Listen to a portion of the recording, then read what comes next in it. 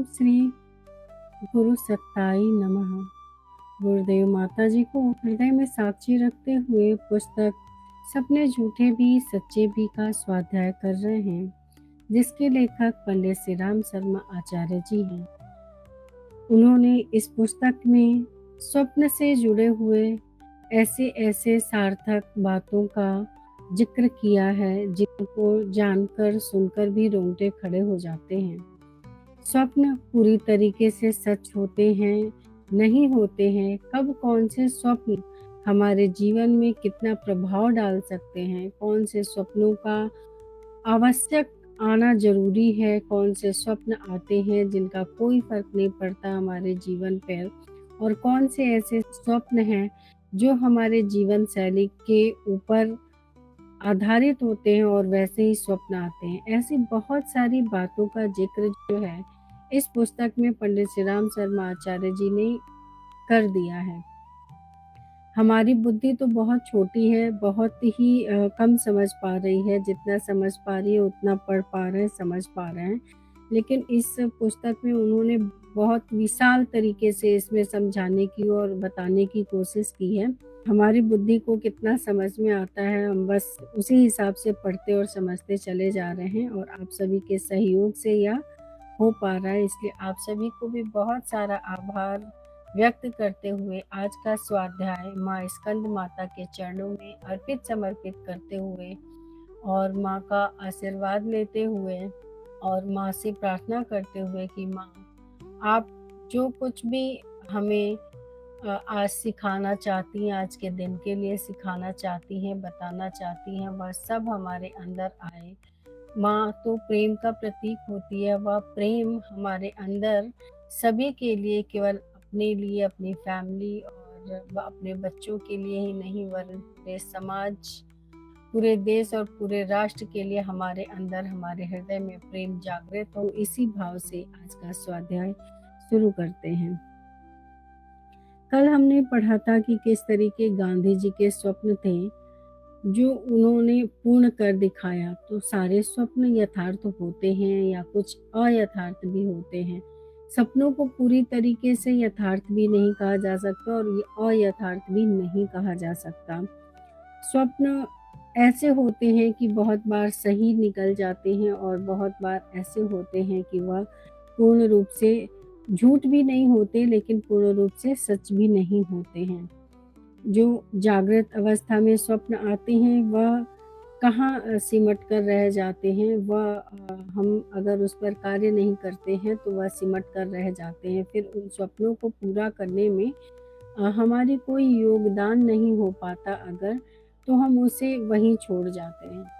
और जो अवस्थाएं जो होती हैं हमारे जीवन की, 3 अवस्थाएं होती हैं, जागृत, सुषुप्ति और स्वप्न।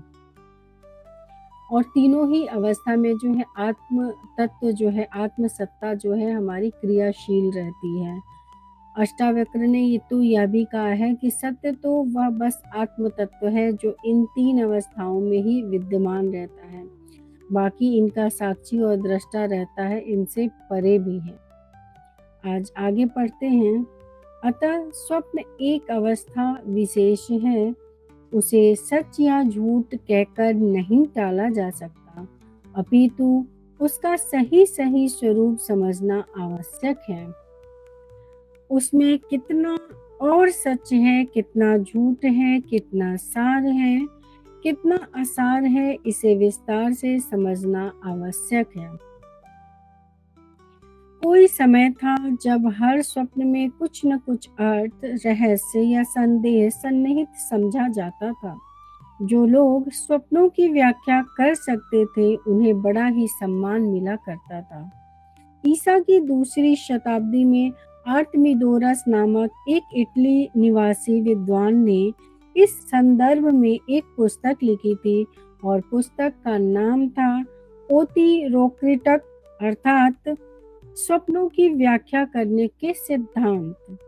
उन दिनों इसकी प्रतियां नकल करके बनाई जाती थी। पीछे 15वीं शताब्दी में जब प्रेस का आविष्कार हुआ था तो यह छपी और वहां लोकप्रिय भी रही।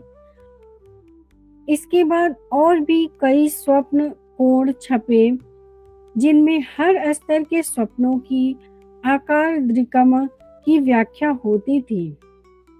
पुराने जमाने में ऐसा समझा जाता था कि सोते समय आत्मा शरीर से निकलकर भ्रमण करने लग जाती है और वह वहाँ जो कुछ देखती है लौटकर पुनः शरीर में प्रवेश करने पर स्वप्न कहती है।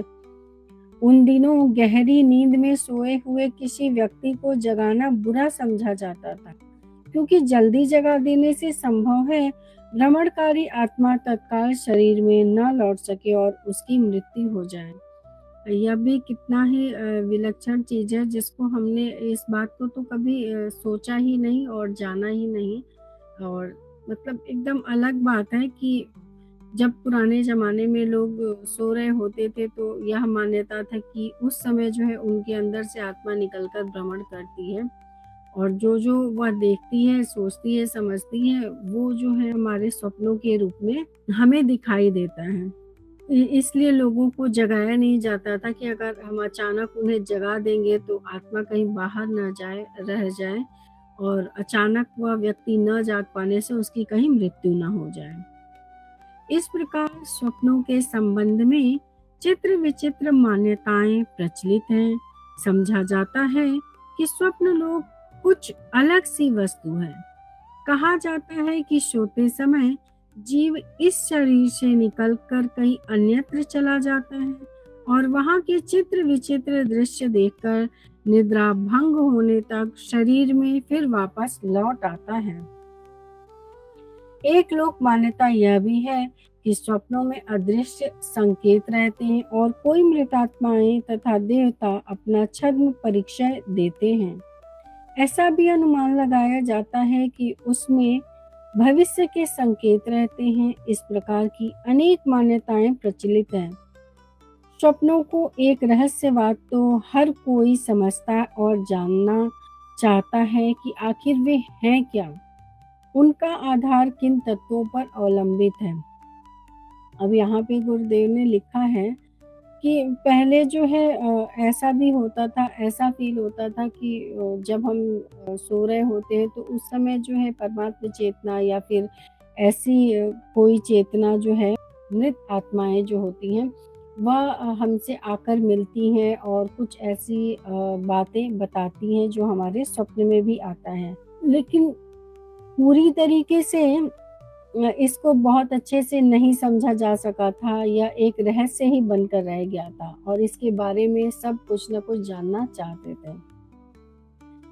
भारतीय प्रतिपादन के अनुसार सभी स्वप्न कोई काल्पनिक विचार या पेट की खराबी से मस्तिष्क के गर्म हो जाने के फलस्वरूप दिखाई पड़ने वाले ऊल जलूल दृश्य मात्र नहीं हैं, वरन उनका संबंध मानसिक और आध्यात्मिक जगत से है। उनकी मान्यता है कि स्वप्न पूर्व और वर्तमान जन्मों के संस्कारों और कर्मों के फलस्वरूप दिखाई देते हैं और उनका कुछ न कुछ आशय और परिणाम भी अवश्य होता ही है। हमारे देश के अधिकांश व्यक्ति तो उनको शुभाशुभ घटनाओं का सूचक मानते हैं और उनकी यथार्थता में बहुत विश्वास रखते हैं।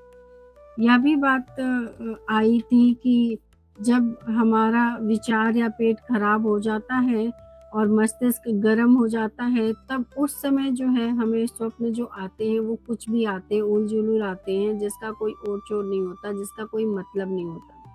और ऐसा देखा जाए तो पिछले के अध्यायों में भी हमने पढ़ा है, जैसा खाए अन्न वैसा बने हमारा मन।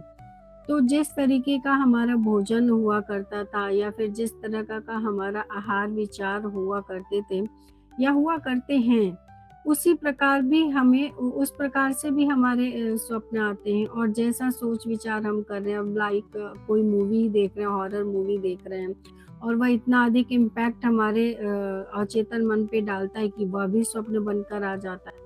तो इसके लिए यहाँ पे ये भी गुरुदेव ने लिखा था कि हमें आचार विचार और हमारे खान-पान और रहन-सहन को भी बहुत अच्छी तरीके से सुधार कर चलना चाहिए, ताकि हमारे जो स्वप्न जो आते हैं वो शुद्ध हों और शुद्ध मानसिकता वाले व्यक्ति को शुद्ध स्वप्न भी आते हैं।